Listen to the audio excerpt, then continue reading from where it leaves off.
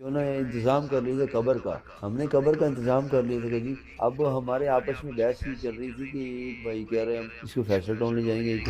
अस्सलाम वालेकुम, की हाल है जी ਤੁਹਾਡਾ। उम्मीद है ਤੁਸੀਂ ठीक होने आ। ਅੱਜ 9 फरवरी है तो इलैक्शन ਜਿਹੜਾ ਉਹ ਕੱਲ ਦੀ ਡੇਟ 'ਚ ਖਤਮ ਹੋ ਗਿਆ। ਇਲੈਕਸ਼ਨ ਦਾ ਜ਼ਿਕਰ ਇਸ ਲਈ ਕਰ ਰਿਹਾ ਕਿਉਂਕਿ ਇਹ ਬਹੁਤ ਜ਼ਰੂਰੀ ਆ।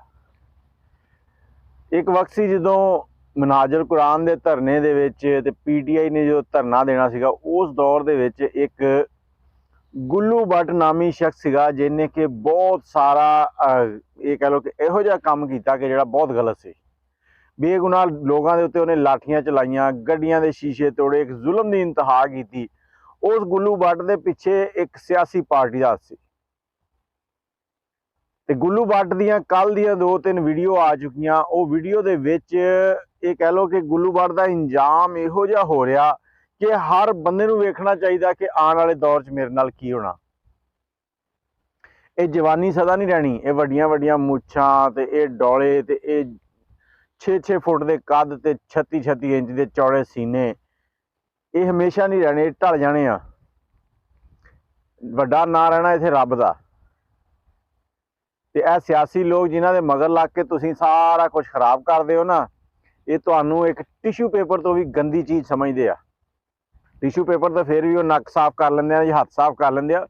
ਤੁਹਾਡੇ ਨਾਲ ਨੱਕ ਹੱਥ ਵੀ ਨਹੀਂ ਸਾਫ਼ ਕਰਦੇ, ਤੁਹਾਡੇ ਨਾਲ ਆਪਣੇ ਗੁਨਾਹ ਸਾਫ਼ ਕਰਦੇ ਜਿਹੜੇ ਉਹਨਾਂ ਨੇ ਦੁਨੀਆ ਦੇ ਵਿੱਚ ਲੋਕਾਂ ਤੋਂ ਛੁਪਾਣੇ ਹੁੰਦੇ ਆ। ਰੱਬ ਦੀ ਅਦਾਲਤ 'ਚ ਤਾਂ ਨਹੀਂ ਛੁਪਦੇ ਉਹ, ਤੇ ਤੁਹਾਨੂੰ ਏਡੀ ਗੰਦੀ ਚੀਜ਼ ਸਮਝਦੇ ਆ ਤੇ ਤੁਸੀਂ ਇਹਨਾਂ ਦਾ ਆਲਾਕਾਰ ਬਣ ਜਾਂਦੇ ਆ। ਇਹਨਾਂ ਦੀ ਖਾਤਰ ਇਹੋ ਜਿਹੇ ਜ਼ੁਲਮ ਕਰਦੇ ਆ ਕਿ ਜਿਹਦੇ ਵਿੱਚ ਲੋਕਾਂ ਦੀਆਂ ਜਾਨਾਂ, ਲੋਕਾਂ ਦਾ ਮਾਲ, ਹਰ ਸ਼ੈ ਤੁਸੀਂ ਖਤਮ ਕਰ ਦਿੰਦੇ ਆ, ਬਰਬਾਦ ਕਰ ਦਿੰਦੇ ਆ।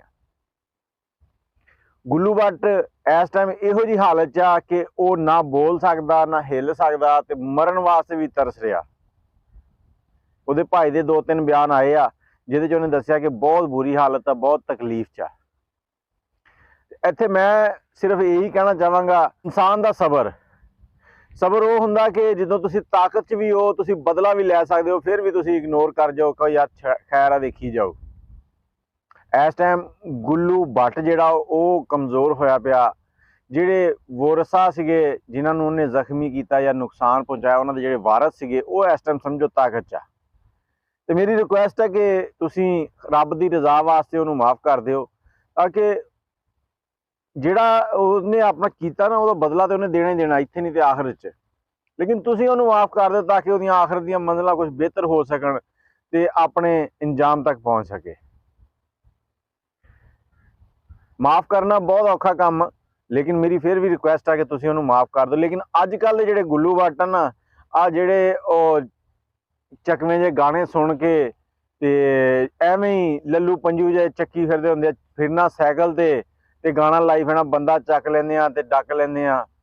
ਉਹਨਾਂ ਵਾਸਤੇ ਰਿਕੁਐਸਟ ਆ ਕਿ ਇਹ ਦੇਖ ਲਿਆ ਕਰੋ, ਜਦੋਂ ਵੀ ਇਹ ਸਿਆਸੀ ਪਾਰਟੀਆਂ ਹੱਥ ਪਿੱਛੇ ਖਿੱਚਦੀਆਂ ਨਾ, ਇਹ ਉਸ ਬੰਦੇ ਨੂੰ ਆਪ ਹੀ ਮਰਵਾ ਦਿੰਦੀਆਂ ਜਿਹਨੂੰ ਇਹਨਾਂ ਨੇ ਚੱਕਿਆ ਹੁੰਦਾ। ਤਾਂ ਤੁਸੀਂ ਇੱਥੇ ਬੜੇ ਰੌਲੇ ਪਾਉਂਦੇ ਹੋ, ਇੰਜ ਕਰ ਦਿਆਂਗੇ, ਉਂਝ ਕਰ ਦਿਆਂਗੇ, ਫਲਾਨਾ ਟਮਕਾਨਾ। ਤੇ ਗੁੱਲੂ ਬੱਟ ਦੇ ਉੱਤੇ ਰੱਬ ਦੀ ਰਾਠੀ ਜਿਹੜੀ ਹੈ ਨਾ, ਉਹ ਮੇਰਾ ਵੀ ਖਿਆਲ ਕਿ ਹਜੇ ਚੱਲੀ ਹੋਏਗੀ। ਹਜੇ ਤੇ ਉਹਨੂੰ ਥੋੜਾ ਜਿਹਾ ਤੁਣਕਾ ਵੱਜਾ ਆ ਤੇ ਉਹਨੂੰ ਰੱਬ ਯਾਦ ਆ ਗਿਆ। ਤੇ ਤੁਸੀਂ ਵੀ ਦੁਆ ਕਰੋ ਕਿ ਅੱਲਾਹ ਪਾਕ ਉਹਦੇ ਲਈ ਬਿਹਤਰ ਕਰੇ। ਬਾਕੀ ਜਿਹੜੇ ਸਾਡੇ ਭੈਣਾਂ ਭਰਾ ਇਹ ਚੱਕਵੇਂ ਜਿਹੇ ਗਾਣਿਆਂ ਦੇ ਉੱਤੇ ਇਹਨਾਂ ਲੱਲੂ ਪੰਜੂ ਸਿਆਸਤਦਾਨਾਂ ਦੇ ਪਿੱਛੇ ਲੱਗ ਕੇ ਤੇ ਮੋਟਰਸਾਈਕਲਾਂ 'ਤੇ ਚੜ੍ਹੇ ਫਿਰਦੇ ਹੁੰਦੇ ਲੋਕਾਂ ਦੀਆਂ ਜਾਨਾਂ ਕੱਢਣ ਵਾਸਤੇ, ਇਹਨਾਂ ਨੂੰ ਰੱਬ ਹਦਾਇਤ ਦੇ ਦੇਵੇ।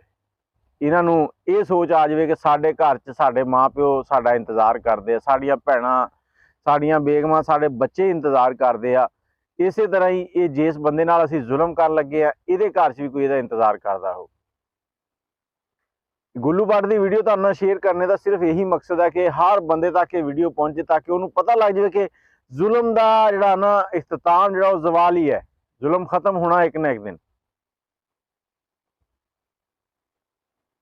ਬਾਕੀ ਦੁਆ ਕਰਨਾ ਗੁੱਲੂ ਬੱਟ ਲਈ ਵੀ, ਤੇ ਅੱਲਾਹ ਪਾਕ ਤੁਹਾਡੇ ਸਾਰਿਆਂ ਵਾਸਤੇ ਆਸਾਨੀਆਂ ਫਰਮਾਏ।